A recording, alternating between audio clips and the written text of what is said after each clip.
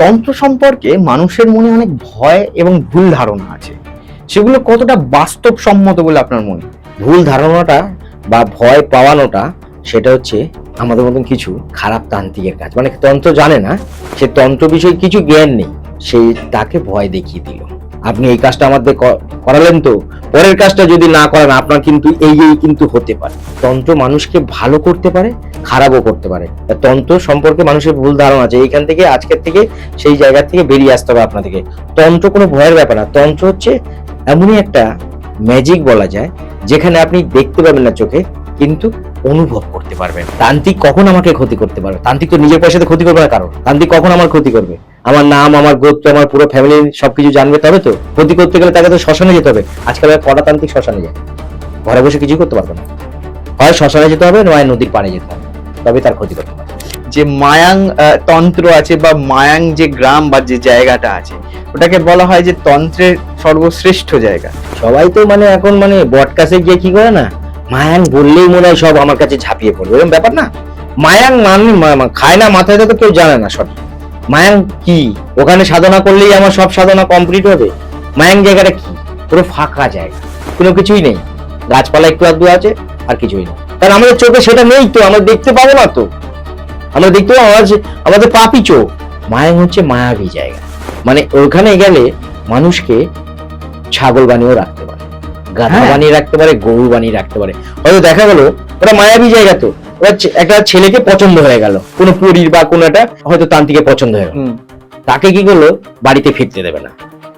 তাকে তার লোকজন খোঁজ খবর করবে, বাবা মা তার আত্মীয় স্বজন খোঁজ খবর করবে, তার সামনেই একটা কুকুর বানিয়ে বা বিড়াল বানিয়ে বা ইঁদুর বানিয়ে তার সামনে রেখে দেবে। সে তাকে দেখে ডাকবে, সে তো দেখতে পাচ্ছে সেটাতে আমার পরিবারের লোক, কিন্তু তারা দেখছে একটা ছাগল।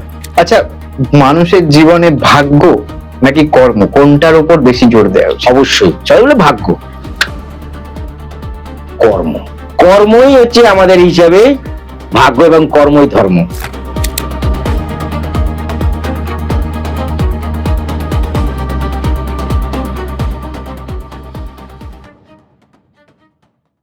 গোসাই ঠাকুরের আড্ডায় আপনাদের আরো একবার স্বাগত।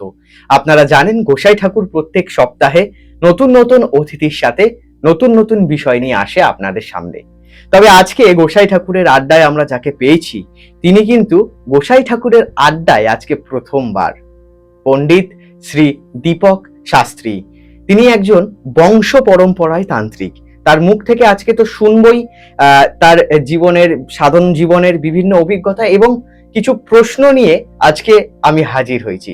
ওয়েলকাম টু গোসাই ঠাকুরের আড্ডা স্যার। নমস্কার। সবার প্রথম জিজ্ঞেস করব, কেমন আছেন? ভালো। আচ্ছা, জ্যোতিষ শাস্ত্র কি শুধুই ভবিষ্যৎবাণী, মানে জ্যোতিষ কি শুধুই বলে যে ফিউচারে কি হতে পারে, নাকি এটার মধ্যে কোনো সাইকোলজিক্যাল একটা ব্যাপার আছে? জ্যোতিষ শাস্ত্রটা সাইকোলজি ব্যাপারটা আছে অবশ্যই, কিন্তু জ্যোতিষ শাস্ত্রটা মানুষের ভবিষ্যৎ বাণী, মানে সেটা বলে দেয় ভবিষ্যতে সে কি করবে, কোন পথে গেলে ভালো হয়, বা ভবিষ্যতে কোন পথের সে কি করবে, সেটা হচ্ছে জ্যোতিষ শাস্ত্র। একদম ভবিষ্যৎবাণী যদি পারফেক্ট হয় জ্যোতিষ শাস্ত্রে, সে সঠিক পথে যেতে পারবে। এইটা হচ্ছে ভবিষ্যৎবাণী, শুধু বললে হবে না। জ্যোতিষ শাস্ত্র হচ্ছে একদম একটা সায়েন্সও বলা যায়। আচ্ছা, সায়েন্স তো সবাই বিশ্বাস করে না? হ্যাঁ হ্যাঁ হ্যাঁ হ্যাঁ, বিশ্বাস করে। তো জ্যোতিষ শাস্ত্রটা সবাই বিশ্বাস করে, আবার কেউ করে না। তার কারণ হচ্ছে যে উপকার পায় সে হচ্ছে মানে উপকার বিশ্বাস করে, আর যে পায়নি সে বিশ্বাস করবে না। মানে জ্যোতিষ শাস্ত্রটা শুধু আমাদের জীবনে একটা ফ্যাক্ট না, বা একটা লাইফ লাইন না। জ্যোতিষ শাস্ত্রটা সঠিক দিশা যদি জ্যোতিষ দেখাতে পারে। আমি যদি যে একজন এসছে যে, না গুরুজি আপনি আমার ভবিষ্যৎটা বলুন, আমি জন্মছক করলাম, 1 থেকে 12 নম্বর ঘর আছে, সেই হিসাব করে তার জন্মছক বিচার করে বললাম যে তোমার এই লাইনটা গেলে ভালো হয়, বা এই কাজ করলে তোমার ভালো হয়, বা এই পয়েন্টগুলো তুমি ধরে ধরে চলো, তোমার উন্নতি হবে। ঠিক, আমি এই প্রশ্নটাই আপনাকে করতাম। আচ্ছা, কারোর ধরুন জন্মছক দেখে কি এটা বোঝা যায় যে সে কোনো আধ্যাত্মিক দিকে যাবে নাকি কোনো ব্যবসার দিকে যাবে? এটা কি জন্মছকে থাকে? একদম জন্মছক থেকেই বোঝা যাবে সে ব্যবসা করবে, না আধ্যাত্মিক লাইনে যাবে, না সে কোনো অন্য কর্ম করবে। একদম পারফেক্ট, মানে পুঙ্খানুপুঙ্খানুভাবে বিচার করা যায়। জন্মছকে। জন্মছকে একদম। জন্মছক বলতে আমার লগ্ন সাপেক্ষে হুম। কে কোথায় বসে আছে, আমি সেই হিসাব করেই বলবো সে কোন লাইনে যাবে। সে ডাক্তার হবে, না পুলিশ হবে, না উকিল হবে, না জজ হবে, নাকি আমাদের মতন তান্ত্রিক হবে, না জ্যোতিষ হবে, না কোনো একটা ভালো অ্যাঙ্কার হবে। একদম আর জন্মছকে একদম পুঙ্খানুপুঙ্খানু ভাবে বিচার করে বলা যাবে এই সঠিক জ্যোতিষ হয়। এটা নিয়ে পরে প্রশ্ন আসবে। ঠিক ঠিক। কিন্তু আচ্ছা, আর একটা কথা বলি, আপনি তো যেহেতু একজন তন্ত্রেরও কাজ করেন, তন্ত্র নিয়ে সাধনা করেন আপনি, তন্ত্র সম্পর্কে মানুষের মনে অনেক ভয় এবং ভুল ধারণা আছে, সেগুলো কতটা বাস্তবসম্মত বলে আপনার মনে হয়? তন্ত্র সম্পর্কে মানুষের যে ভুল ধারণা সেটা নিয়ে আগে বলছি। ভুল ধারণাটা বা ভয় পাওয়ানোটা সেটা হচ্ছে আমাদের মতন কিছু খারাপ তান্ত্রিকের কাজ, মানে তন্ত্র জানে না, সে তন্ত্র বিষয়ে কিছু জ্ঞান নেই, সেই তাকে ভয় দেখিয়ে দিল, আপনি এই কাজটা আমাদের করালেন তো, পরের কাজটা যদি না করেন আপনার কিন্তু এই কিন্তু হতে পারে। এইটাই মানুষের ভুল ধারণা যে তন্ত্র খারাপ হতে পারে। তন্ত্র অ্যাকচুয়ালি খারাপ না।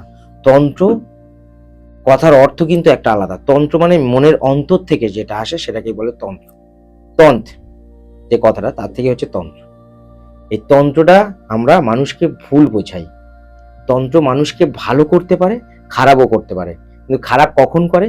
যদি আমি তান্ত্রিক হই, আমার জীবন নিজেকে বাঁচানোর জন্য, তখন আমি কারোর খারাপ করতে পারি।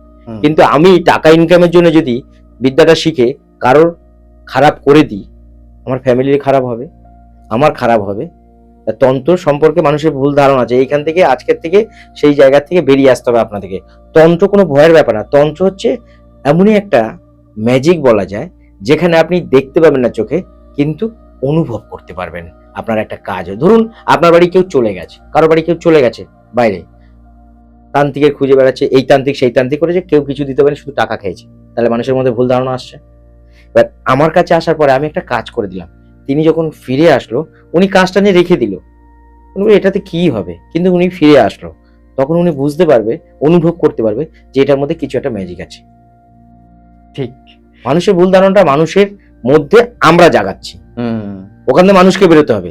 তন্ত্র শুধু ক্ষতি করে না, তন্ত্র তো ভালোও করে। তন্ত্র কখন ক্ষতি করবে? আমার যে আত্মীয় স্বজন সে আমাকে ক্ষতি করতে পারে, বা আমার শত্রুপক্ষ ক্ষতি করতে পারে, বা আমার রিলেটিভ ক্ষতি করতে পারে। কখন? যখন সে আমার প্রতি বিদ্বেষ হয়ে যাবে, মানে তার রাগান্বিত মনোভাব আসবে তখন। তাছাড়া সে তো আমার উপরে রাগ করতে পারবে না। ভালো সম্পর্ক তাহলে কেউ ক্ষতি করবে না, কখনোই না। ক্ষতি করবে তখন যে মনে করবে এই আমার ক্ষতি করছে। এখনকার তান্ত্রিকরা কি হচ্ছে, মানুষের ভুল ধারণাটা বলে দিই একটু। আমাদের কাছে আসলো, আমরা হয়তো মিথ্যে কথা বললাম যে আপনার নিজের লোক ক্ষতি করেছে, তখন হয়তো তার ফ্যামিলির বউ বলছে কি, আমার কিন্তু একটা মাথায় আসছে, তার মাথায় অলরেডি কুবুদ্ধি ঢুকেছে, তার ভাইয়ের বউ হয়তো হতে পারে। তান্ত্রিক বলছে তো আপনি ধরে নিয়েছেন, আপনি কি আমার ভাইয়ের মানে ভাসুরের এই দেওরের বউয়ের কথা বলছেন? আপনি তো জেনেই গেছেন আমার কাছে আর কি বলার, মানে সে কিছু জানে না, কিন্তু তার মনের মধ্যে ভয় ঢুকে দিই, তার মানে ও আমাকে ক্ষতি করেছে। এবার কি বললো যে বাবা তাহলে ওর অবস্থা আপনি খারাপ করে দিন। এই জায়গাতে মানুষের ভুল ধারণাটা ঢুকে গেছে। তান্ত্রিকের কাছে গেলে কি আগে সবুদ্ধি দেবে যে আপনি কারো খারাপ করবেন না, খারাপ করলে কি হবে, আপনার খারাপ হবে, আপনার ফ্যামিলির খারাপ হবে। সুবুদ্ধি দেওয়ার থেকে কুবুদ্ধি বেশি দেয়। আপনি বলুন আমি বান মেরে দেবো, এত টাকা লাগবে। আরে বান মারা কি অত সহজ? টাকা পয়সা নিয়ে নিল, কোনো কাজ করলো না, তার তো কোনো কিছু হলোই না, উল্টে এদের কিছু হয়তো ক্ষতি হয়ে গেল। তখন বললে সে তারা ভাবছে তান্ত্রিকরা তাহলে সব ফলস। এবার বললো যে বাবাজি আমার তো কাজ হয়নি, আপনি টাকা নিচ্ছেন, টাকা ফেরত দিন, বেশি কথা বলবি তোর বান মেরে দেবো, এই ভয় ঢুকিয়ে দিল। না বাবাজি টাকা লাগবে না, আপনি কোনো ক্ষতি করবেন না, মনে থাকে জানাও। এই যে ভুলটা মানুষের মনের মধ্যে, ভয়টা, এখান থেকে মানুষকে বের হতে হবে। তান্ত্রিক কখন আমাকে ক্ষতি করতে পারবে? তান্ত্রিক তো নিজের পয়সাতে ক্ষতি করবে না কারোর। তান্ত্রিক কখন আমার ক্ষতি করবে? আমার নাম, আমার গোত্র, আমার পুরো ফ্যামিলি সবকিছু জানবে, তবে তো। ক্ষতি করতে গেলে তাকে তো শ্মশানে যেতে হবে। আজকাল কটা তান্ত্রিক শ্মশানে যায়? ঘরে বসে কিছু করতে পারবে না, হয় শ্মশানে যেতে হবে, নয় নদীর পাড়ে যেতে হবে, তবে তার ক্ষতি করতে পারবে। ভুল ধারণাটা মানুষ ওখান থেকে ভুল, এই যে ভুলটা আছে সেখান থেকে বেরোতে হবে যে সব তান্ত্রিক খারাপ না, কিছু তান্ত্রিক ভালো আছে। আর এখন যারা আছে ভুয়ো, সব মুখোশধারী। তা আপনি এই যে বলছেন তো অনেকে তো রেগে যাবে। আমার কোনো যায় আসে না। আমার বেশিরভাগ মানে যারা জানে না তারা আমার এমনিতেই আমার শত্রু, মানে তারা আমাকে সবসময় মনে করে আমি তাদের শত্রু, কিন্তু তারা বোঝে না যে আজকের মানুষকে ঠকাচ্ছি, কালকে আমাকেও তো ঠকতে হবে, ঠকতে হবে না? আমি এরকমও জানি লোক, সে বলছে যে আমি 32 বছর, মানে 32 বছর ধরে আমি সাধনা করি, দেখা যাচ্ছে তার বয়স 19। আমি বললাম এই তোর 19 বছর বয়স, তুই বলছিস 32 বছর সাধনা করেছি, তোর বাবার বয়স ধরে তুই বলছিস নাকি? বলছে না কাকু আমি এরকম বলেছি। আমি বলি, হ্যাঁ তুই তো এরকম বলেছিস। বলে এ বাবা আমি ভুলে বলে ফেলেছি গো। আমি তাহলে ওখানে বলবি গিয়ে যে আমার বাবার বয়স ধরে বলেছি। হাসির ব্যাপার এটা। হ্যাঁ মানে খুব স্বাভাবিক এটা। সামান্য 3 মাস জ্যোতিষ শিখেছে, সে পেপারে অ্যাড দিচ্ছে বা টিভিতে অ্যাড দিচ্ছে কামাখ্যার সিদ্ধহস্ত পুরুষ। আরে বাবা তোর বয়স কত? আর গুরু ছাড়া তো এখন বিদ্যা নেই, এখন সব ইউটিউব ফেসবুক তান্ত্রিক, ওগুলো দেখে মেনে দিচ্ছে। যে কেউ হতে পারে, মুখ দেখবে না, হ্যাঁ হ্যালো আপনার তো এই ব্যাপার, 10টা বললে একটা মিলবে তো। হ্যাঁ বাবা ঠিকই বলেছেন, 300 টাকা ভিজিট দিলে আমি কথা বলছি, হ্যাঁ বল দিল, হ্যাঁ ঠিক আছে 5,000 টাকা তুই অনলাইন পার্টিতে আমি তোর কাজ করে দিচ্ছি। বাবা কোথায় আর সে কোথায়, আর ফোনও নাই। প্রচুর আছে আমার কাছে এরকম লোকের কাছে, চারিদিকে ঠকে ঠেকে তবে আমাদের কাছে আসে। এর জন্যই মানুষের ধারণাটা হচ্ছে সবাই ফ্রড। ফ্রড। আচ্ছা আপনি একটা কথা বললেন যে কামাখ্যা সিদ্ধ, এই তন্ত্রে সিদ্ধ যে ব্যাপারটা আছে, এটা কি সত্যি কোনো অলৌকিক ক্ষমতা পাওয়া যায় এই সিদ্ধ হলে? একদম বাস্তব একটা ভালো প্রশ্ন, যে আমি যদি কোনো কিছু সাধনা করি, এবার সাধনার জন্য কি লাগবে? গুরু লাগবে। আমি যদি নিজের থেকে সাধনা করি, আমার কি সাধনা হবে? হবে না তো। এখন সবাই যদি ভাবে সিদ্ধটা মনে ডিম সিদ্ধ, তাহলে কিন্তু হবে না। সিদ্ধ হস্ত্র বলছে আমার গুরু আমাকে একটা বিদ্যা দিল, সেটাকে যদি আমি একটা আসনে বসে ধ্যান করে সেটাকে যদি জাগাই, তাহলে আমার তন্ত্র সাধনাটা সিদ্ধ হবে। যে কোনো একটা মন্ত্র, হয়তো বশীকরণ একটা মন্ত্র দিয়ে আমার গুরু বললো যে তুই এইখানে বসে বা এই এতবার জপ করতে হবে, নদীর পাড়ে হোক, শ্মশানে হোক, বা কোন একটা গাছের নিচে হোক, 16 লক্ষ বার জপ করতে। 16 লক্ষ বার এখনকার মানুষের ধৈর্য আছে? নেই। মানুষের শরীরে যখন সেক্স চলে আসে, তখন তার মধ্যে কিন্তু আমাদের এই এরকম ভালো তান্ত্রিক হওয়া কিন্তু যাবে না। আমরা যখন শিখেছি তখন আমাদের 14 বছরের মধ্যে আমাদের এসবগুলো কমপ্লিট করে দিয়েছে, তার জন্য তখন আমাদের ওটা ছিল না। এখন মানুষ যখন ধ্যান করছে, বাবা একটা বশীকরণ মন্ত্র দিয়েছে, মনে মনে করছে এই বশীকরণ মন্ত্রটা আমি করেই ওই পাশের বাড়ির ওকে আমি বশীকরণ করে নিয়ে আসবো। পাশের বাড়ি বৌদি বা পাশের বাড়ি মেয়ে, বা ওই মেয়েটা আমার সাথে খুব খারাপ ব্যবহার করেছে, বাবার কাছ থেকে আজকে তো আমি ভালোই শিখে গেছি, এইটা আমি সাধনা করবোই, করে বশীকরণ মন্ত্রটা শিখে সে তার উপর পরিচালনা করবে। মানে কাজের আগেই ফলটা ভেবে নিচ্ছে, যে ভেবে নিচ্ছে, তাহলে সে কত বড় সাধক হলো। তার তো সাধনা হবে না। আর যদি বা হয়, ওয়ান টাইম হবে, নিজের জন্য করা যাবে না। আচ্ছা আমি তন্ত্র সাধনা যে সিদ্ধ করলাম সেটা যদি আমার জন্য আমি অ্যাপ্লাই করি বা আমার জন্য আমি খাটাই, সেটা একবারই কাটবে, ওয়ান টাইম। এটা আমি সবার জন্য করি, তাহলে কিন্তু সব সময় খাটবে। যখনই আমার জন্য ওটা কাজটা করব, তখন কিন্তু ওই কাজটা ওয়ান টাইম হয়ে শেষ। আমি যে বিষয়ে সিদ্ধ হই না কেন, সেই সিদ্ধ হতে গেলেই সেটাকে সাধনার মধ্যে আনতে হবে। নিয়ম নিষ্ঠা আছে, শুদ্ধ বস্ত্র পরতে হবে, কোনো মহিলার সামনে বা পাশে থাকা যাবে না, একা নির্জন স্থানে বসতে হবে। যে বীজ মন্ত্র দেবে সেটাকে সাধনা করতে করতে করতে করতে তার শরীরের মধ্যে তখন সে বুঝতে পারবে যে এইটা আমার মধ্যে কাজ শুরু হয়ে গেছে, এবং সেটা সে ইঙ্গিত পাবে। কেউ না কেউ তাকে একটা ইঙ্গিত দেবে যে যা তোর আজকে এটা হয়ে গেছে, তোর এটা তুই সিদ্ধ হয়ে গেছিস, তুই এটাতে যে কোনো কাজ করতে পারবি। কিন্তু এখনকার সবাই কি করে, না এটা করেছি দেখি ওর উপর খাটিয়ে দেখি, তাই না? এখন কি হয়, যারা সিদ্ধহস্ত হয় তাদের সবার আগে পশু পাখির উপর করে দেখতে হয়, মানুষের উপর অ্যাপ্লাই না করে। যে আমি একটা বশ করা মন্ত্র শিখলাম, যে আমি বশ করবো, না গোসাই ঠাকুরকেই বশ করলাম, তার মন্ত্রটার পর তার গায়ে হাত বুলিয়ে দিলাম, আমার পিছন পিছন চলে আসবে। মানুষ কি করে, করি মাত্র কোন না কারোর উপর করে দেয়, সেটা করা উচিত না। আগে কোনো কুকুর হোক বা পশু পাখি হোক, তার গায়ে হাত বুলিয়ে দেবে, সে তার পিছন পিছন আসছে কিনা দেখবে। যদি আসে, তাহলে ভাবে আমার মন্ত্রটা গুরু ঠিক দিয়েছিল, কাজ হচ্ছে, আমি সিদ্ধহস্ত। কিন্তু মানুষ কি সব সিদ্ধহস্ত হতে পারে? আমার বশীকরণ মন্ত্র দিচ্ছে, ওরা করতে করতে তো লাগবে আমার 1 বছর। আর সে 19 বছর বয়সে বা 30 বছর বয়সে গিয়ে বলছে কি আমি সর্ববিদ্যায় তন্ত্র সাধনায় আমি সিদ্ধহস্ত। বশীকরণ আছে, বিদ্বেষণ আছে, মারণ আছে, উচ্চ টান আছে, তাই তো, বিচ্ছেদ আছে, বানমারা আছে। সে ওই বয়সে গিয়ে বলছে সব শিখে গেছে। সম্ভব? যে কোনো একটা বিদ্যা শিখতে গেলে মিনিমাম 3 বছর পাকাপাকি সময় লাগে, যদি নিজের বংশ পরম্পরা না হয়। গুরু দ্বারা শিখলেও গুরু তোমাকে সঠিক দেবেও না। প্রথম গুরু আগে যাচাই করবে এর মনের মধ্যে কতটা ভালো, কতটা খারাপ, কতটা পাপ আছে। গুরু আগে যাচাই করবে, তবেই তোমাকে একটা বিদ্যা দেবে। সেটা আবার ভুল। গুরু আবার যাচাই করবে, সেটাও দেবে ভুল। 3 নম্বরটা দেবে ভুল। 4 নম্বরের মাথায় গুরু একটা বিদ্যা দেবে। 5 বছর অলরেডি তোমার কেটে গেছে, একটা বিদ্যা দিয়েছে, গুরুর এখনো বিশ্বাস আসেনি। আর যদি সাধক, আমি কোনো গুরু কাছে শিখতে গেছি, আমার যদি মনে প্রাণে থাকে গুরু যা দেবে আমি সেটাই করব, কোনো দিকে তাকাবো না। গুরু এমনিই বলে আমি কি করছি তুমি দেখতে যেও না, তোমাকে কি শেখাচ্ছে তুমি সেটা শেখো। গুরু এখন একটা কুকুরের লেজ ধরে ঘুরাচ্ছে, সেটা আমার করা উচিত না। গুরু আমাকে যেটা শিখিয়েছে যে তুমি এখানে বসে গাছের ফলগুলো গুলো, সেটাই আমি করবো। আমি গুরুর পিছনে গিয়ে আমি কুকুরের লেজ ঘুরাবো না। গুরু এটাই বলে। গুরু যখন যে বিদ্যাটা দেবে, গুরুর নাম ধরে আমি যদি সঠিক সাধনা করি, সেই সাধনাটা আমার সঠিক হবে। যদি ভুল মন্ত্র সেটা যদি আমি গুরুর নাম নিয়ে করতে করতে করতে করতে ওটা সঠিক হয়ে যাবে। একলব্য মহাভারতের কথায় আসছে, গুরু ওকে শেখাবেই না, আর ও ন্যাচুরাল বান্দা, ও শিখবে। তা গুরু বললো তুই এটা গিয়ে জপ কর, এমন জপ তপ করলো, দেখলো কি একলব্য বিশাল বড় যোদ্ধা হয়ে গেছে। ভুল কিন্তু মন্ত্র পড়েই, কারণ গুরুকে সে গুরু মেনে নিয়ে সেইটাকেই সঠিক হয়ে গেছে। তখন দেখলো যে এদের যদি যুদ্ধ করতে যায় তাহলে এর থেকে বড় যোদ্ধা হবে না। তখন কি করলো গুরু, যখন গুরুদেব বললো কি তাহলে আমাকে গুরু দীক্ষা দেয়, বলে কি চাই, তার বুড়ো আঙুলটা কেটে দিয়েছিল, তাই না? সবাই তো আগে কি করতো, বান মাত্র তীর মাত্র 3টে আঙুল দিয়ে, একলব্যই তো শেখালো 2 আঙুল দিয়ে কি করে তীর ছুটতে হয়, নাকি? এগুলো লোকে জানে না, জানতে হবে।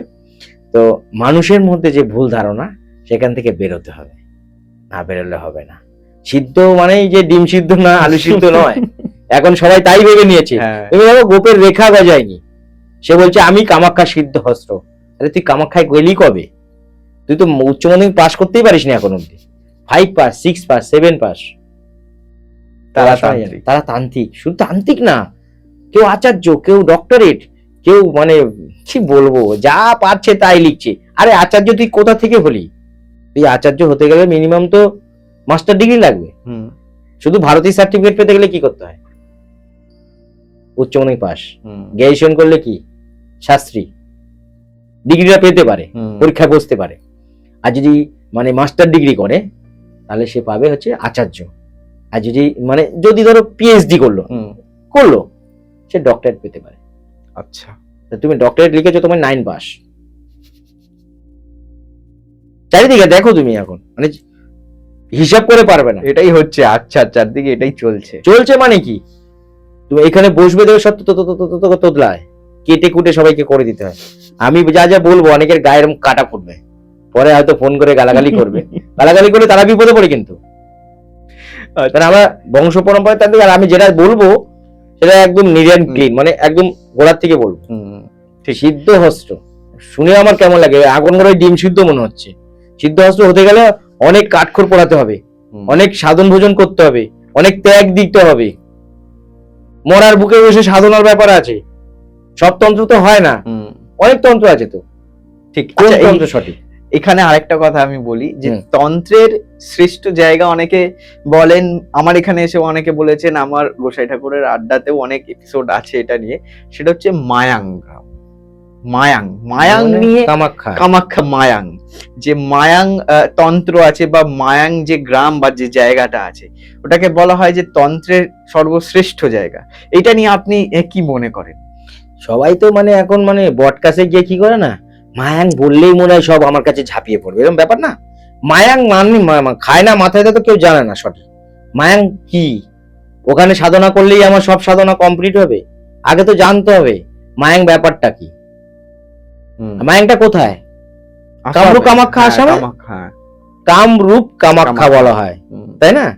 এর অনেক মানে আছে, এগুলো বিশ্লেষণ করতে গেলে একটা বটকাসে হবে না, অনেক আসতে হবে। ঠিক, আগে জানতে হবে কামরূপ কামাখ্যায় আমাদের মায়াং আছে, কিন্তু মন্দিরের থেকে কতটা দূরে অনেকটা দূরে, হুম মিনিমাম 45 মিনিট 1 ঘন্টা রাস্তা যদি গাড়িতে করে যাওয়া হয়। হুম। মায়াং জায়গাটা কি, পুরো ফাঁকা জায়গা, পুরো ফাঁকা, দু চোখে দেখবে পুরো ফাঁকা, কোনো কিছুই নেই, গাছপালা একটু আধটু আছে, আর কিছুই নেই। কারণ আমাদের চোখে সেটা নেই তো, আমরা দেখতে পাবো না তো, আমরা দেখতে পাবো আমাদের পাপি চোখ।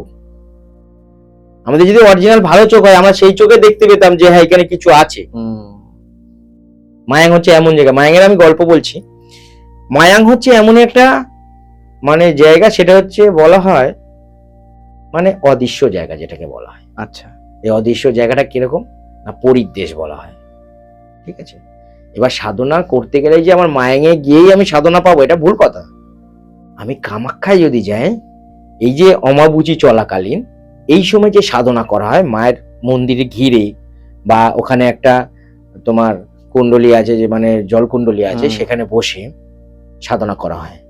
এবং ওখানে যে এই 7 দিন ব্যাপী যে অমাবুচি চলে, এই সময় সাধন ভোজন করতে মানে সাধনা করতে হয়। সেই সময় নির্জলা সাধনা যদি কেউ করতে পারে, যেই বিষয়টা নিয়ে সে সাধনাটা করছে, জপ তপ করছে, সেইটাকে সে জাগাতে পারবে। এবং সেই বিদ্যাটা আবার গুরু দিয়েছে। আচ্ছা। গুরু না দিলে আমি কামাখ্যায় গিয়ে বসে সাধনা করলাম, আমি বড় তান্ত্রিক হয়ে গেলাম। এবার মায়াং যে জায়গাটা, এটা শোনা গেছে, বা আমার ঠাকুরদাদের কাছ থেকে, বা আমার বাবাদের কাছ থেকে, বা তারা যারা আর বয়স্ক আছে তার থেকে শুনেছি, মায়াং হচ্ছে মায়াবী জায়গা। মায়াবী মানে ওখানে গেলে মানুষকে ছাগল বানিয়েও রাখতে পারে, গাধা বানিয়ে রাখতে পারে, গরু বানিয়ে রাখতে পারে। হয়তো দেখা গেল ওটা মায়াবী জায়গা, তো এবার একটা ছেলেকে পছন্দ হয়ে গেল, কোনো পরীর বা কোনো একটা হয়তো তান্ত্রিকের পছন্দ হয়ে গেল, বা মায়াবিনীর পছন্দ হয়ে গেল, তাকে কি করলো, বাড়িতে ফিরতে দেবে না। তাকে তার লোকজন খোঁজ খবর করবে, বাবা মা তার আত্মীয় স্বজন খোঁজ খবর করবে, তো তার সামনেই একটা কুকুর বানিয়ে, বা গাধা বানিয়ে, বা ঘোড়া বানিয়ে, বা হয়তো বিড়াল বানিয়ে, বা ইঁদুর বানিয়ে তার সামনে রেখে দেবে। সে তাকে দেখে ডাকবে, সে তো দেখতে পাচ্ছে সেটাতে আমার পরিবারের লোক, কিন্তু তারা দেখছে একটা ছাগল। এরকম মায়াং জায়গা হচ্ছে এটা, মায়াবী জায়গা। আচ্ছা।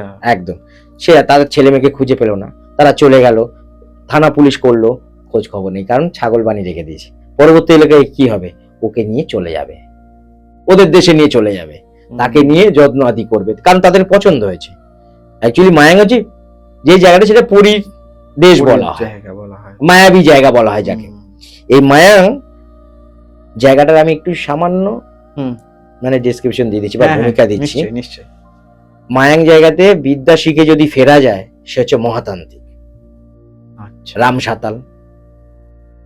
সাতাল ফিরেছিলেন, আরো আছে, আমি নাম বলছি না, আমি এক্ষুনি পি সরকারের নাম নিতে পারি, তখন বলবে কেন নাম নিচ্ছে। রাম সাতাল বলে একজন আছে, দক্ষিণ বারাসাত ময়দা কালীবাড়ির ওখানে, তার এখনো দিঘি আছে। এক রাতের মধ্যে তিনি একটা বড় দিঘি কাটিয়েছিল পরিদেরকে দিয়ে।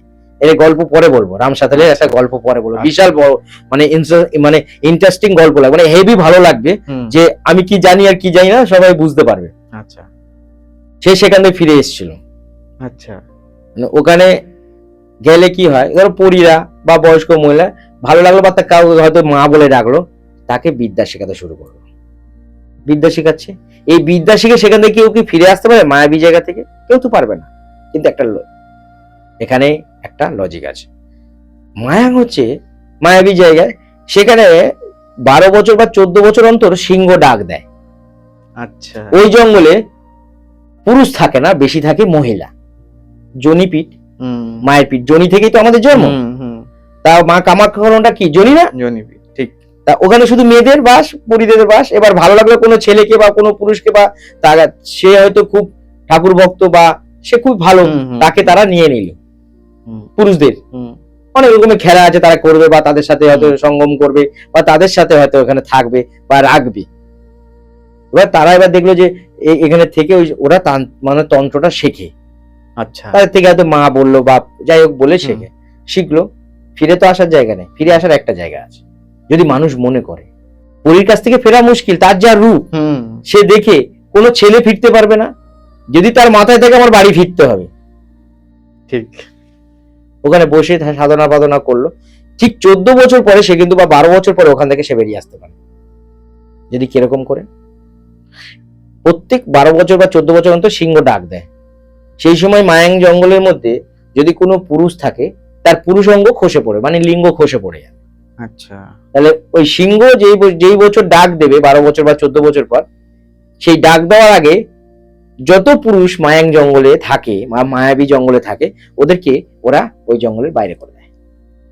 ও আবার সিংহর ডাক শেষ হয়ে গেলে তাদের নিয়ে নেবে, নাহলে তো ওই জঙ্গলে থাকে তাদের পুরুষ অঙ্গ বা লিঙ্গ খসে পড়ে যাবে। ঠিক, এটা জানে না অনেকে, আমার দেখে দেখে এবার সব ডুপ্লিকেট মেরে দেবে।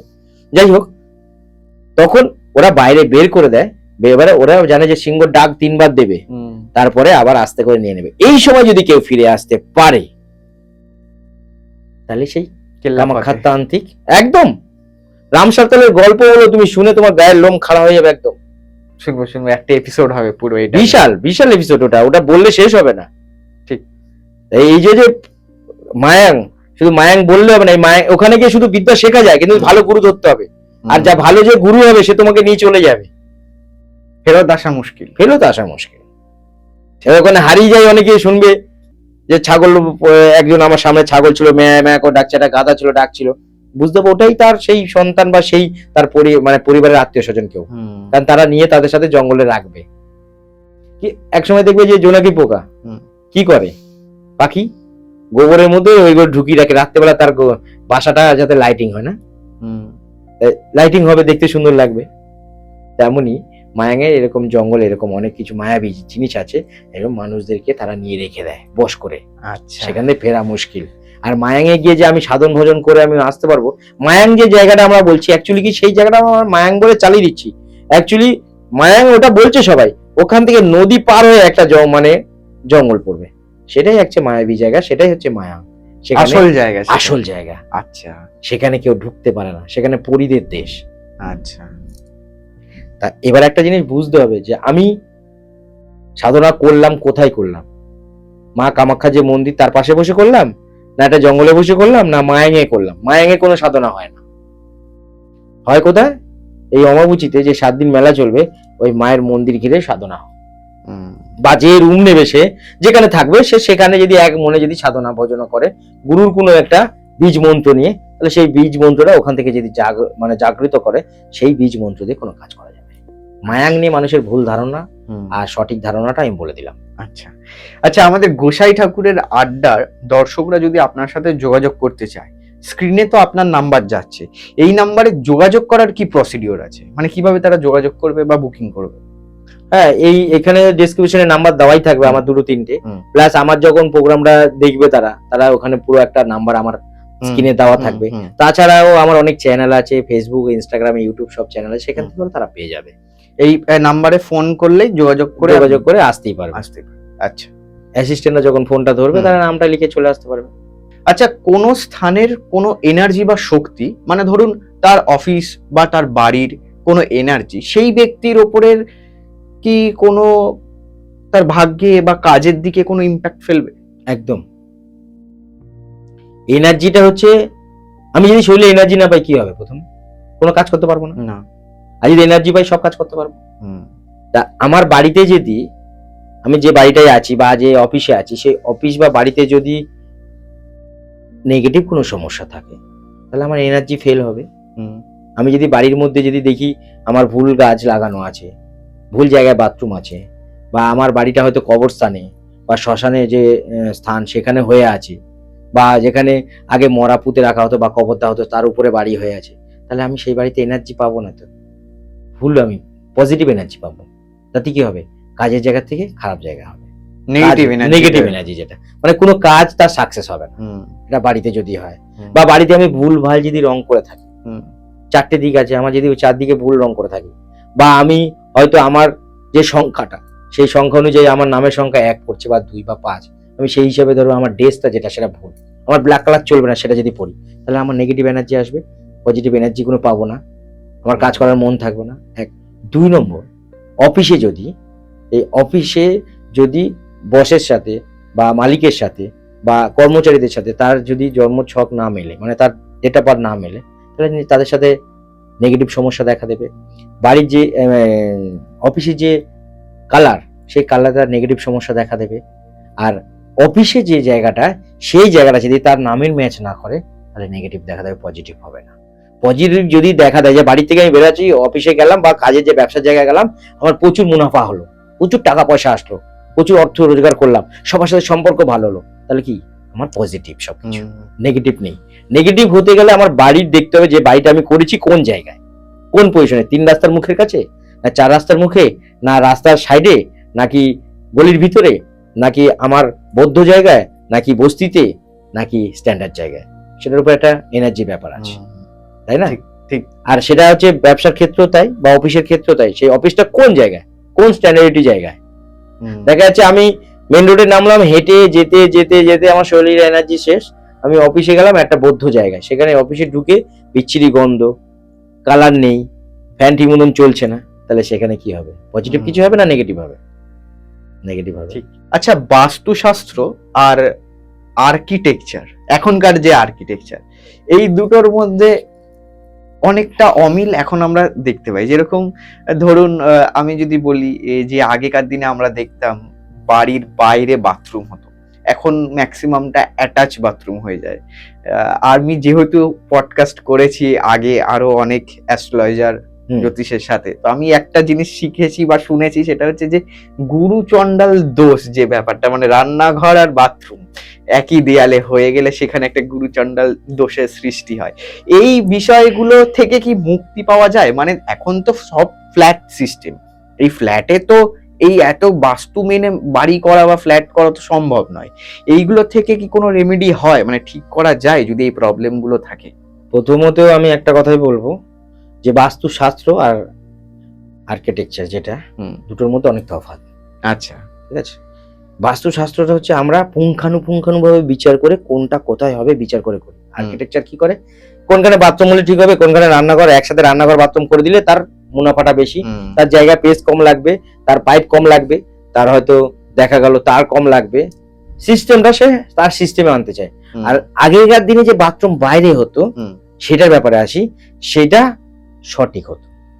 আচ্ছা, বাথরুমটা কি, বাথরুমটা সেখানে আমাদের বর্জ্য পদার্থ ত্যাগ করছি নাকি, বর্জ্য পদার্থ ত্যাগ করছি, সেইটা কোন দিকে হবে আগেকার দিনের লোকরা ভালো জানতো, করতে পারতো।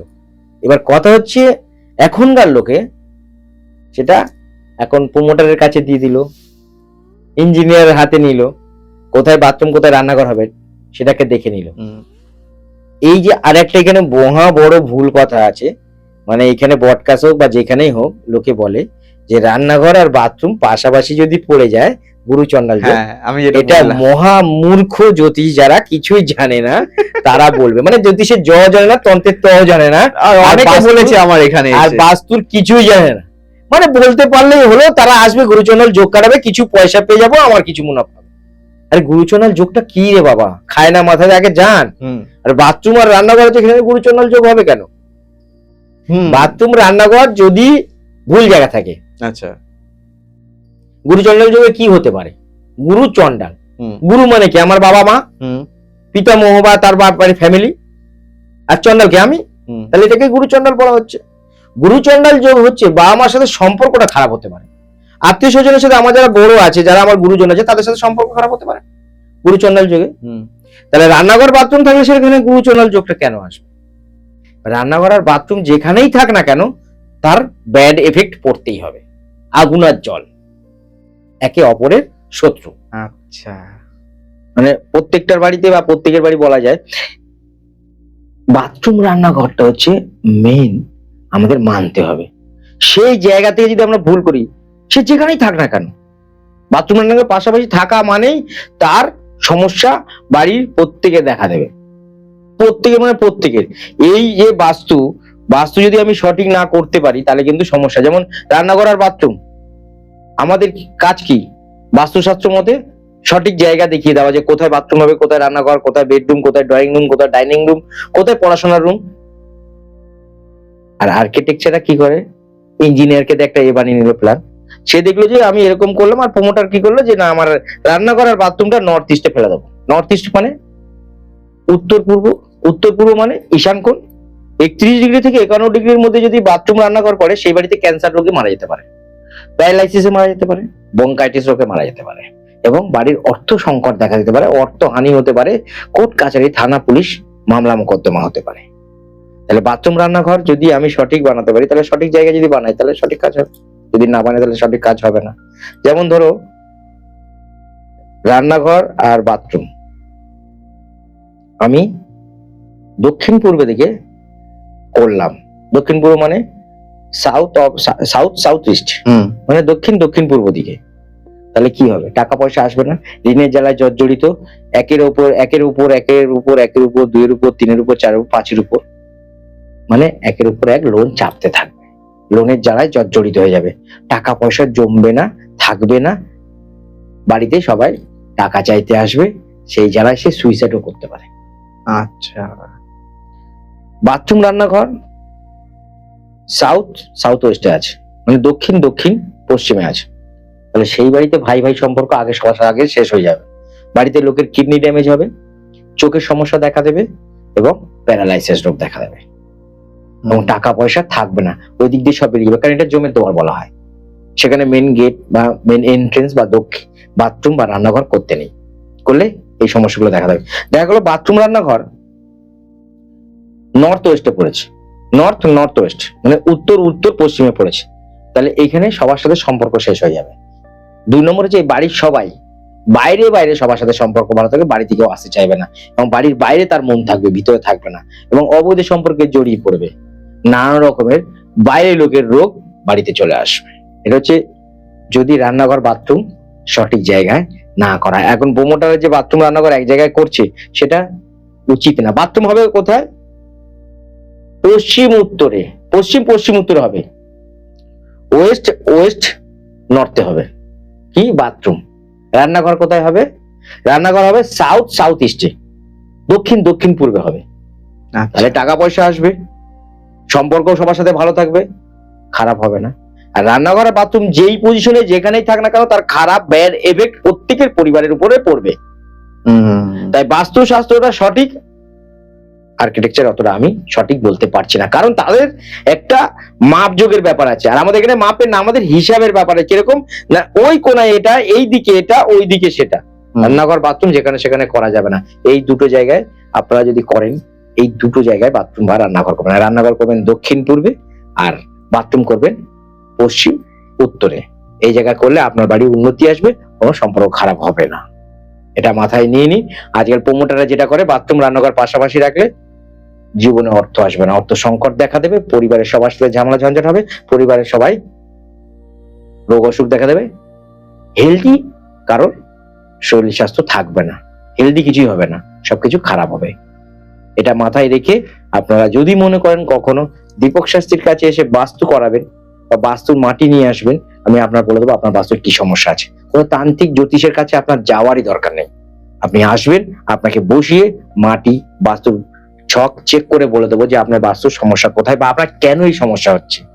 আমি বাস্তু দেশ বিদেশে গিয়ে করে থাকি, দিল্লি, বোম্বে, ব্যাঙ্গালোর, দুবাই অব্দি আমার যাওয়ার কথা হয়ে আছে। আপনারা এটা মাথায় রাখবেন, বাস্তু যদি আপনি সঠিক করেন, সব গ্রহ আপনি ঠিক হয়ে যাবে। আগে বাস্তুটা ঠিক করতে হবে।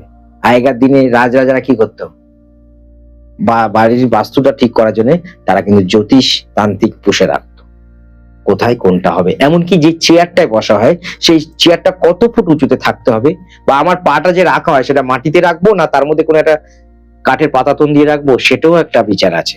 উন্নতি কি করে হবে, যদি আপনারা আমার চেম্বারে আসেন, চুলচেরা বিচার করে আপনাদের বাস্তু ঠিক করে দেবো। বাস্তু ঠিক করা মানে আপনার সব ঠিক, ঠিক গ্রহ ঠিক। এর জন্য বাস্তু কাকে দিয়ে করাবেন, কোথায় করাবেন, চিন্তা ভাবনা করুন। আচ্ছা, মানুষের জীবনে ভাগ্য নাকি কর্ম, কোনটার উপর বেশি জোর দেওয়া উচিত? অবশ্যই এটা হেভি একটা প্রশ্ন রেখেছে, বেশিরভাগ সবাই ভুল প্রশ্ন মানে অ্যান্সারটা দেবে, সবাই বলে ভাগ্য। কর্ম, কর্মই হচ্ছে আমাদের হিসাবে ভাগ্য, এবং কর্মই ধর্ম। কর্ম যদি আমি না করে থাকি, আমি যদি বাড়িতে স্বপ্ন দেখি, দীপক শাস্ত্রী একটা টিপস দিয়েছে, আমি একটা টিপস দিয়েছি, লটারি এই নাম্বার কাটলে বা এই একটা শিকড় পড়লে আপনি যে লটারি পেতে পারেন। আপনি এদিকে সারা জীবন কাজ করেন না, ঘরে বসে দীপক শাস্ত্রী বলেছে যাই ওই গাছের শিকড়টা নিয়ে এসে পড়ে একটা লটারি কেটে আমি কোটিপতি হয়ে যাব। গেল, শিকড় পড়লো, কোটিপতি হলো না।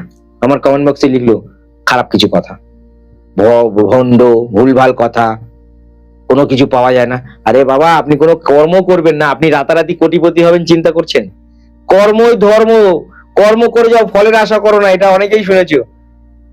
মানে শুনেও থাকবেন, কর্ম করলে অবশ্যই আপনি ভাগ্যকে পরিবর্তন করতে পারবেন। আপনি যত খাটাখাটনি করবেন, যত খেটে রোজগার করার চেষ্টা করবেন, যত আপনি কর্ম করবেন ভালো, ততই হবে ভাগ্য আপনার ভালো। তাই কর্মই বড়, ভাগ্য বড় না, সবার আগেই কর্ম। ঠিক। আচ্ছা, মানুষের অনেক সময় দেখেছি মানুষ একই সমস্যার মধ্যে বারবার সম্মুখীন হয়, এটা কি গ্রহের প্রভাব নাকি অন্য কিছু? একই সমস্যা, হুম। কিন্তু অনেকগুলো আমাদের মানে একটা বলবো কি অ্যাকশন আছে। আচ্ছা। সেটা হচ্ছে বাস্তু খারাপ হতে পারে, 2 নম্বর তার কুকর্ম হতে পারে, বা তার অভিশাপ হতে পারে, বা তার গ্রহের সমস্যা হতে পারে। বেশিরভাগ আমরা দেখবো যেটা, সেটা হচ্ছে তার বাস্তু কোথায় হয়ে আছে, কি পজিশনে হয়ে আছে, কার নামে আছে, কি কি কোন জায়গায় হয়ে আছে। তারপরে আমরা দেখবো গ্রহের, তারপরে লাস্টে গিয়ে দেখবো তার কোনো অভিশাপ আছে নাকি। পরিবারে যদি কেউ অভিশাপ দিয়ে থাকে, সেই অভিশাপটা কিন্তু সব থেকে বড় সমস্যা। আচ্ছা। অভিশাপ মোচন যাকে বলা হয়, অভিশাপ মোচন যদি কেউ যদি অভিশাপ দেয় যে তোর বংশে কেউ বাতি দিতে পারবে না, তোর বাতি আস্তে আস্তে নিভে যাবে, তাহলে তার বংশে কিন্তু এক এক করে মারা যেতে পারে, যদি সঠিক অভিশাপ হয়ে থাকে। আর সেই বাড়িটা যদি কোনো শ্মশানে হয়ে থাকে বা কবরস্থানে হয়ে থাকে, তাহলে অভিশাপ লাগবেই লাগবে। ও আবার একদম। এবং শ্মশানে বা যদি আমি কতগুলো অ্যাকশন বলছি যেগুলো মিল কতটা আমাদের একে অপরের সাথে পরিপূরক। শ্মশানে বাড়ি হয়ে আছে বা কবরস্থানে বাড়ি হয়েছে বা গোরস্থানে, মানে যেখানে গরু মরা, ছাগল, ভেড়া মরা ফেলা, সেখানে বাড়ি করা হয়েছে অজান্তে, সেখানে তার গ্রহগুলো অটোমেটিক খারাপ হতে থাকে, নেগেটিভ সমস্যা দেখা দেবে। কারণ বাস্তু তো খারাপ হয়ে আছে, তার গ্রহ খারাপ হওয়া শুরু করলো, এবং ওই বাড়িতে অভিশাপ বা অভিশপ্ত জমি, ওই বাড়ি থেকে বাতি দেওয়ার থাকবে না, এক এক করে মারা যেতে পারে। তাই এই জায়গা থেকে যদি বাঁচতে হয়, সবার আগে বাস্তু এক্সপার্ট, উনি দীপক শাস্ত্রীর মতন বাস্তু এক্সপার্টকে দিয়ে আগে দেখাতে হবে যে এই বাস্তুটা ঠিক আছে। বাস্তু যদি ঠিক করা হয়, 99.5% আমাদের গ্রহ ঠিক হয়ে যায়। কারণ আমাদের বাড়িতে প্রত্যেকটা গ্রহ আলাদা আলাদা আছে, প্রত্যেকটা জায়গায় গ্রহ আলাদা আলাদা আছে। এবার আমার যে শনি কোথায় বসে আছে, এই যে বলো না যে একটু আগে আলোচনা হচ্ছিল যে গুরুচণ্ডাল যোগ, যদি বাথরুম রান্নাঘর একসাথে থাকে গুরুচণ্ডাল যোগ বলছে, মানে কিছু জানে না বলে যে যা পারছে বলে মেরে দিচ্ছে, টাকা আসা নিয়ে ব্যাপার। আরে গুরু থাকে কোথায়, চণ্ডাল থাকে কোথায়, তাই না? আমাকে আমার চণ্ডাল কোথায় আছে, সেটা হচ্ছে পশ্চিম দিকে থাকে, আর গুরু আছে হচ্ছে নর্থ ইস্টে, মানে পূর্ব উত্তর দিকে আছে বৃহস্পতি। তাহলে দুজনকে মার্চ করতে গেলে তো অনেক দূর থেকে আনতে হবে। তাহলে বাথরুম রান্নাঘর যদি একমাত্র পশ্চিমে, তাহলে গুরুচণ্ডাল যোগ বলতে পারে, তাও না। এটাকে যারা বলছে তারা কি করে বলছে আমি জানি না, এবার কোন রোজগারের জন্য বলছে জানি না। তার জন্য মাথায় রাখতে হবে একে অপরের পরিপূরক। যেমন বাস্তু যদি খারাপ থাকে, গ্রহের তাহলে খারাপ হয়ে যাবে, গ্রহ যদি খারাপ থাকে অভিশপ্ত জীবনযাপন হতে পারে। তাহলে বাস্তুটাকে আগে ঠিক করতে হবে। অভিশাপ মোচন করা কোনো ব্যাপারই না আমাদের কাছে, আমার তন্ত্র মতে যেটা করে দেবো, কোনো সমস্যা নেই। বাস্তুটা আগে ঠিক করতে হবে। আচ্ছা, বাস্তুর উপর সব। ঠিক। আমাদের সময় একদম শেষের দিকে, তবে শেষ করার আগে যে প্রশ্নটা আপনাকে আমি করব সেটা হচ্ছে যে একজন মানুষ যদি তার জীবনের সমস্ত সমস্যা নিয়ে আপনার কাছে আসে সমাধানের জন্য, আপনি তাকে কি অ্যাডভাইস দেবেন? এটা খুব ভালো প্রশ্ন, মানে এত ভালো প্রশ্ন মানে কি বলবো, মানে শেষ করে ওঠাই যাবে না। আর সামান্য তো অল্প পডকাস্টের সময়টা, আমার কাছে সমস্ত যদি সমস্যা নিয়ে আসে, সবার আগে বলবো আপনি যদি বাবা মার সাথে কোনো খারাপ ব্যবহার করে থাকেন, তার কাছে আগে ক্ষমা চান। আর যদি বাবা মা অভিশাপ দিয়ে গেছে, আপনি বাবা মাকে দেখেনি চলে গেছিলেন, আপনার বাবা মা মৃত, তাহলে আপনার বাবা মার ফটোর কাছে নারায়ণ শিলা বসান, বসে নারায়ণের কাছে আপনি প্রার্থনা করুন, এই নারায়ণ, আমি আমার বাবা মার উপর যদি কোনো অত্যাচার করে থাকি বা অন্যায় করে থাকি, আপনি ক্ষমা করবেন এবং আমার বাবা মার কাছে ক্ষমাটা পৌঁছে দেবেন, আমি আপনার কাছে এই কথাটা দিচ্ছি। তাহলে এইটা সবার আগে আমি তাকে শেখাবো। দ্বিতীয়ত বলবো যে আগে তার বাড়ির ফ্যামিলি, মেয়ে যারা আছে, বাড়ির মা হোক, বউ হোক, বা নিজের মেয়ে হোক, বা বোন হোক, দিদি হোক, তাদেরকে সম্মান করতে, এইটা আগে। এবং তার সাথে বলবো যে আপনি বাস্তুটাকে বিচার করে নিন, আর তার সাথে বলবো আপনার জন্মছক যদি থাকে ভালো, না তো হাতটাকে আমার কাছে বিচার করে নিন, বা নিম্নজি বিচার করে নিন। আর নত বলবো মোটামুটি 9টা তীর্থস্থান ঘুরে আসুন। কারণ আমি যখন দেখবো তার সমস্ত সমস্যা আমি একা তো সমাধান করতে পারবো না। সে বলছে আমার ব্যবসা চলছে না, আমার টাকা নেই, আমার খাওয়ার পয়সা নেই, আমার বাইক বিক্রি হয়ে গেছে, আমার লোনে জ্বালায় জর্জরিত, সবকিছু আমি করতে পারবো? আমি পারবো না। তাহলে আমি তাকে আগে এই উপদেশগুলো দেবো। সে যখন ওখান থেকে বেরিয়ে আসবে আমার কাছে, আমি তখন এগুলো করার পরে আমার যে রেমেডি আছে বা আমি যে তন্ত্র মতে বা যজ্ঞর মধ্যে যেটা করবো বা বাস্তু ব্যালেন্স করে দেবো, বা আমি তাকে বললাম এই রংটা পড়লে ভালো হয়, সেগুলো আমি করে দেবো। কিন্তু সবার আগে আমি বলবো তার বাবা মার কাছে ক্ষমা চাইতে বা বাবা মার পা ধরে প্রণাম করতে এবং বলবে যে আমি সব দিক থেকে পাজেল হয়ে গেছি, আমাকে তোমরা আশীর্বাদ দাও, তোমাদের আশীর্বাদ আমার কাজে লাগবে। সবার আগে বাবা মার আশীর্বাদ কাজে লাগবে। বাড়ির বউকে আমি লাথি মেরে চলে গেলাম, অথচ আমার রোজগার বন্ধ, আমার ঋণের জ্বালায় জর্জরিত হয়ে যাচ্ছি, বাইরে কারোর সাথে সম্পর্ক নেই। বউকে এসে ভালোবাসুক, সময় দিক, তার সাথে মিষ্টি কথা বলুক, সে এমনিই দাঁড়িয়ে যাবে। বোনকে অত্যাচার করছে, মারছে, মারধর করছে, কথা শুনছে না, খিস্তি দিচ্ছে, তুতু দিচ্ছে, গালাগালি দিচ্ছে, বোনকে বাড়িতে আসতে দেয় না বিয়ের পরে। বোনকে ভালোবাসুক, বোনকে বাড়িতে আসতে দিক, যত্ন করুক, সময় ভালো হয়ে যাবে, শুক্র ঠিক হয়ে যাবে, লাক্সারি জীবনযাপন করতে পারবে। অত শুক্রবার দিন করে, যার সময় খুব খারাপ, শুক্রবার দিন করে বাড়ির পরিবারকে একটা সেন্ট বা একটা গোলাপ ফুল, সামান্য একটু মিষ্টি বা কিছু একটা এনে পরিবারের প্রত্যেকের মেয়েদের হাতে দিই, সময় ভালো হয়ে যাবে। সমস্ত সময় ভালো করতে গেলে মানে যার যত সমস্যা সব নিয়ে আমার কাছে আসলে আমি এই আগে বলবো, তারপরে যা প্রেডিকশন করা বা যা করার আমি করবো। ঠিক, অনেক অনেক ধন্যবাদ এতটা সময় আমাদের দেওয়ার জন্য। আজকের মতন গোসাই ঠাকুরের আড্ডার এই পর্ব এখানেই শেষ করছি। দেখা হবে আগামী সপ্তাহে নতুন কোনো অতিথির সাথে, নতুন কোনো বিষয় নিয়ে। ততক্ষণ দেখতে থাকবেন গোসাই ঠাকুরের আড্ডা। আর হ্যাঁ, আপনারা যারা ভাবছেন পণ্ডিত শ্রী দীপক শাস্ত্রীর সাথে যোগাযোগ করতে চাইছেন, স্ক্রিনে তো নাম্বার রইলো, ডেসক্রিপশনেও নাম্বার রইলো, আপনারা অবশ্যই যোগাযোগ করে নিতে পারেন। এছাড়া যদি বুঝতে কোথাও অসুবিধা হয়, আমাদের অফিসিয়াল নাম্বারে ফোন করলে আমরা আপনাকে গাইড করে দেবো।